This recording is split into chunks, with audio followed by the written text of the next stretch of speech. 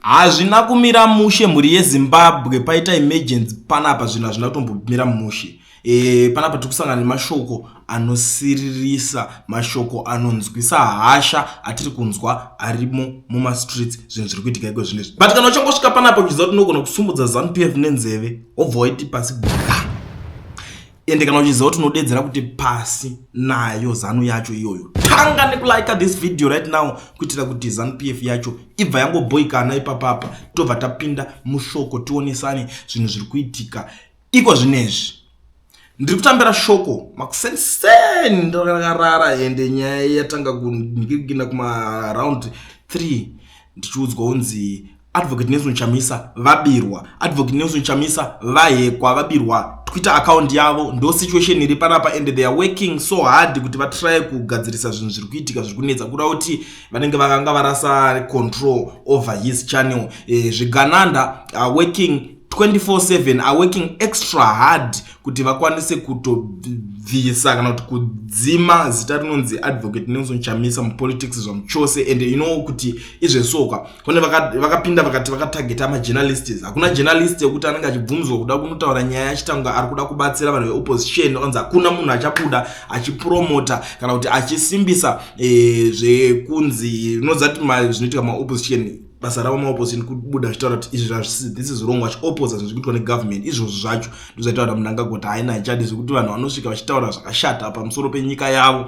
So kurongoreva kuti akataura kuti majournalist muri pama1 chibhakira muziso kumajournalist ndo zvinhu zvaanga akaita se akatargeta kuti ndo zvinhu zviri kuda kunoitika. But inini ndakatarisa nyaya yacho manje ndakuona kuti Advocate Nelson Chamisa Twitter account yavo ibva yangonzi bo pakupisa manje. Kwaona munhu hanzi ningirikini yake yabva bo apa munhu kuti anga ari paningirikini palive haasi kumboita zvematongerwo enyika stereke zvinhu zvinosiririsa kutakazvitarisa ende zvinhu zvinonzwisa hasha. But haisusu tiripo kuti tingokunzivisai kuti ningadai zvokuzonzi vamwe vanobuda chiti ningirikini mungwarire munozouraiwa nezvigananda. Hakuna chinhu munhu anombouraya munhu. Kana vakatiuraya ikokoko vanozongotitora vachitidya nyama, vanonotigocha ikoko votidya meno vanenge vachida kutiita stew votisanganisa nerice kana kuti votiita zvekutiita sei, because isu hatizomire kuopoza zvinhu zvakashata zvinenge zvichiitika pamusoro penyika yedu. Hatingangobude tichiti zvese zvakanaka tichingoti yes we don't owe anyone an apology, hati owe anyone kuti munofanira kuva grateful, hatisi vana vake iye wacho vanenge vachisapota anofanira kutotendwa nevana vake. Isusu tichitoziva kuti vanhu ivava vane utsinye zvisingaite, saka hapana pekuti tinombobuda tichitaura kuti toda kutenda ine zvamakaita izvozvo. Hatina chatinombokwanisa kutenda nazvo because tikutoona kuti vanhu ivava pavatori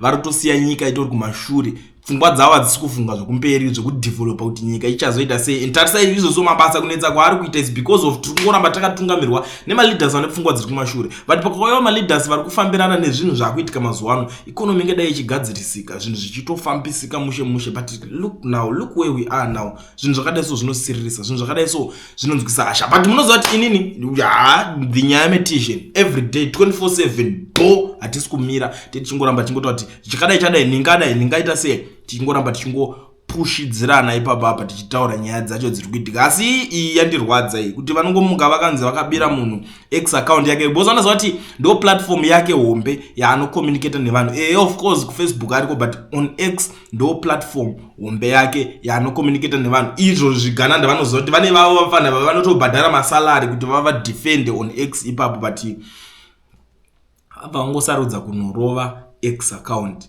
yaAdvocate Nelson Chamisa. Ndo zvinhu zvikutenderera mastreets. Moyo wangu uri kurwadza but handisi kuziva kuti imimi makatarisa nyaya iyi muri yeZimbabwe munoionawo sei. Inini yandishatirisa but kuti ndisarambe ndichitaura nezvazvo regedza ndingogara ndangoshandisa mukana unoku kuzivisai kuti nevari muSouth Africa kana kuti registerwa company usina work permit kana kuti study permit zvanyore. Pane vanonzi ve-education research vanokuregistera company vokuvhurira FNB business account wobva watanga kutoita matransaction business rako rakukufambira. Zvaunongoita chete iwewe dial number dzavo rowa screenshot izvezvi kana uri kusvika kuti dzinogona kuzongodisappear pascreen, contact him on the numbers that are showing on the screen. Vanokuitira ndo chibasa chavo vakachimasta vakachigona kudhara chinhu ichocho ndo shasha ndo number 1 education research zvemabookkeeping. Kana uchingowanetsekana kune vari kurana even mabusiness kudhara chero kwautori ikoko conduct him ipapapa vanokuitira futi vanokubatsira inozoti shasha dzagara dzinenge dzichingoita zvinhu zvese inini kwazonzwa ndataura kuti shasha ka ndinenge ndataura kutoti ndatosimbisa zvinhu chaizvo nekuti handisimbise zvinhu zviri wrong and ndisimbise zvinhu zvakafa. So batai mukoma Owen mutaure navo ipapapa vokuitirai zvinhu zvenyu zvotokufambirai. I think for now ndatopedza nemazimbabweans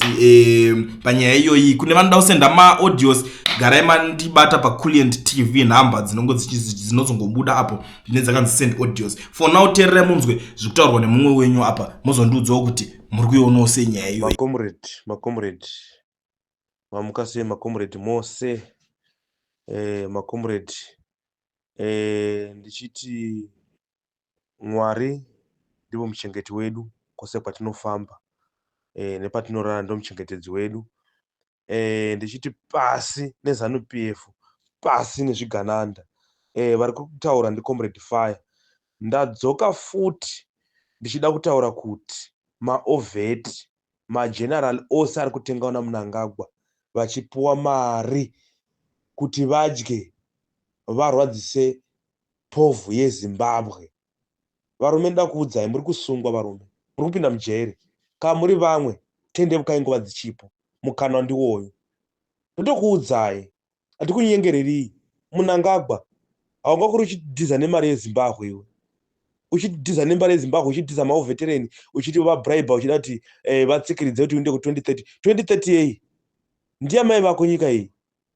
Mnangagwa ndakuudza mufana iwe unofanirwa kubva nguva ichipo, uchakuvara. Ndakuudza Mnangagwa uchanyura. Unokora uchitevera nyoka yamabhunu, uchitevera nyoka yamabhunu, unomuteverera chinyi? Unoda kusunungura nyika mufana uyu.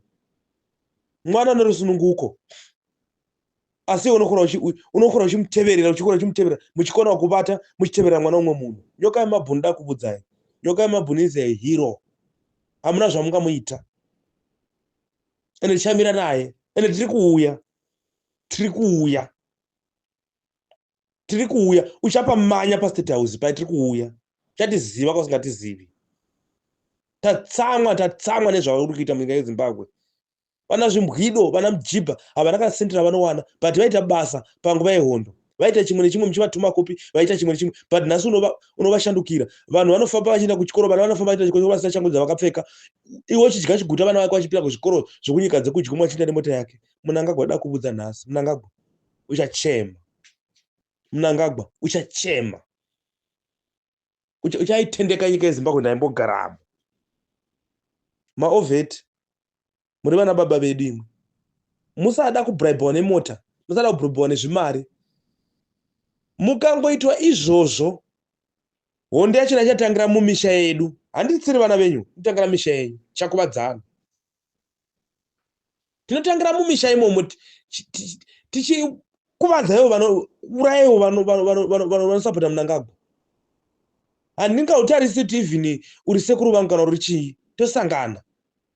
Garai mazvibvisa nguva dzichipo, garai mabvisa mukomana uyu nguva ichipo. Kusara 2030 ichisvika, unenge atopedza gold yose, lithium yose, inenge yapera ngoma makomba chete. Muchasara muchiri kakarara chiti kwai ndinobva, vanenge vapedza zvose naNatagwirei nana Ukineli. Ini ndoda kukuudzai nhasi. Mnangagwa buda nguva ichipo. Mnangagwa tichakuuraya, uchazviona. Tichakuuraya. Hausi safe pose paunofamba. Tichaurawa nomunhu wasingazivi. Ndochikuudza nhasi. Takatsamwa zvimwe zvisingaiti. Mwotitambudzira chii? Chatatotadzirai chii? Inyika yedu iyi, nyika yematetereguru yedu iyi. Wamuchitambudza so. Tati Mnangagwa ibva nguva dzichipo. Ibva. Ndinokumbira kuvana vese veZimbabwe. Zvamatongero enyika zvamapato kuti uyi uyu ndiwa Monzora, uyu ndiwa ZANU-PF, uyu ndiwe zvose izvo tambokanda kure. Achadumbotaura nezvazvo. Hatingobatanai vana veZimbabwe tibvise hurumende iripo. Tiite hurumende inoda vanhu. Ndozvatoda izvozvo. Ndozvatiri kungoda izvozvo zvoga. Please. Zamai kuita zvinoita nguva dzichipo. Nokuti vamwe vachachema. Chema misodzi yeropa. Takatsamwa zvimwe zvisingaiti. ibva unokona uchibvisa uchitora vanhu vefazi uchivaisa koko. Saka unoona kuti hurumende ndiamai vako nai Mnangagwa. Mnangagwa, hurumende ndiamai vako here? Unogwara pfungwa here iwe? Wakakwana here iwe zvakanaka? Dzakakwana here pfungwa here iwe Mnangagwa iwe? Ruzhinji kuchitambura Mnangagwa iwe. Unoona kuti isi kubva chatakakura kusvika izvo zvino todosvika kuma 30 45 tisina kana kumboshanda tikambokurapo maripo nepesi patizivi. Mnangagwa uchamanya iwe. Ndokubudza uchafa rufugo kuti ucharwadza vana vako, uchazviona. Kana rose wachonina mfana iweka unowa kuda mari ifamba yakakumuka muchikwama. Unochema newewe. Uchamanya ndokubudza. Uchafa zvimwe zvokuti unongoona peregwa. Uchazviona zvaitika. Ndokumbira mundipostere audio yangu iyi. Takatsamwa zvimwe zvohlisa. Comrade Fire.